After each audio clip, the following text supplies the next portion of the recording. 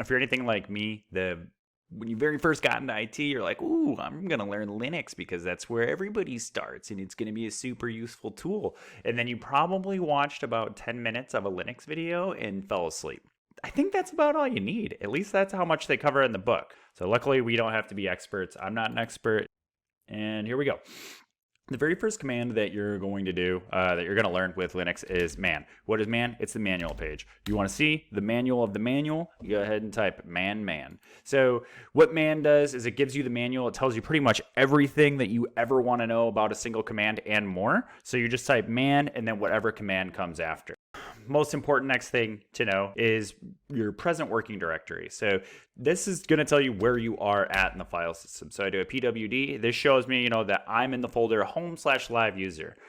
From here, I want to see what is all in this folder /live user. So ls actually lists all the files in there. ls-l. This is actually going to list all the files permissions. So I can see it's a directory, read writable.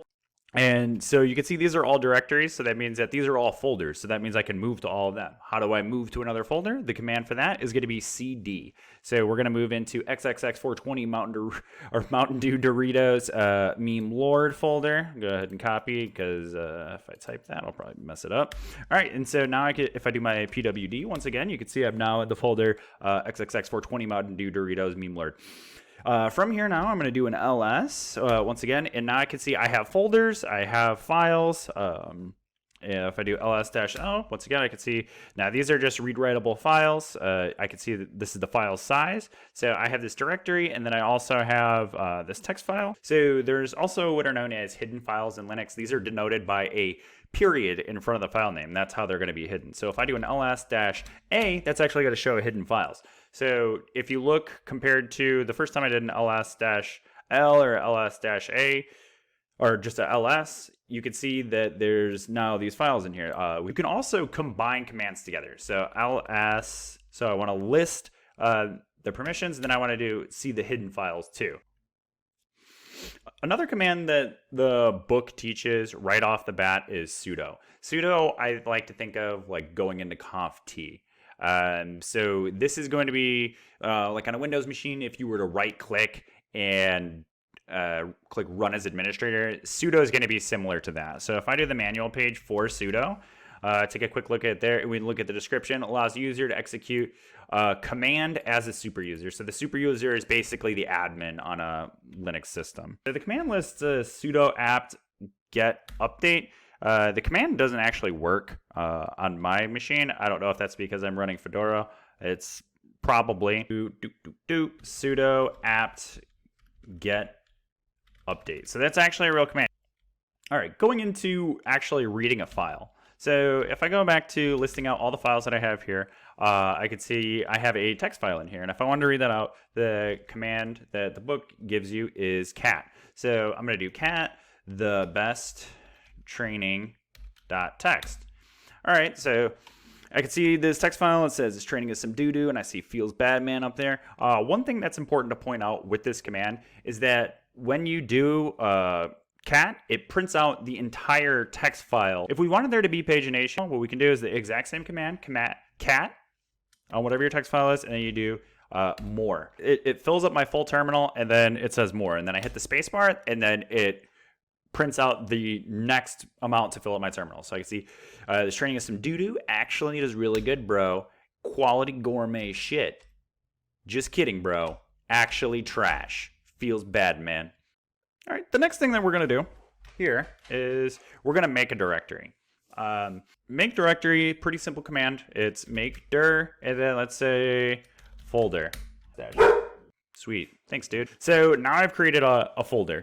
Now let's say I wanted to move something to that folder. I wanted to copy something to that folder. Let's go through the copying first. So I'm going to copy the best training.txt to folder. And so now if I do cd to folder, and then I do an ls from here, I can see the best training.txt is in there. No shit, Sherlock. Now remember how we move back. So if I do my pwd, we can see we're in 420 Mountain Dew Doritos meme lord /folder. If I wanted to go back to the 420 Mountain Dew Doritos meme lord folder, just do a cd dot. I fucking hate myself. If we wanted to actually move the file. It's just MV. I want to move the file PogChamp. So I'm going to move the file PogChamp, and I'm going to move that to folder. So I'm going to specify my full path, paste that in there, /folder. So now we can see the file PogChamp has disappeared. It is gone. We have moved it to that folder. But that was a really crappy way to do that. I didn't like doing that. So what I'm going to do is I'm going to create another dummy file. In order to do that, you can do touch, and let's do PogChamp number 2.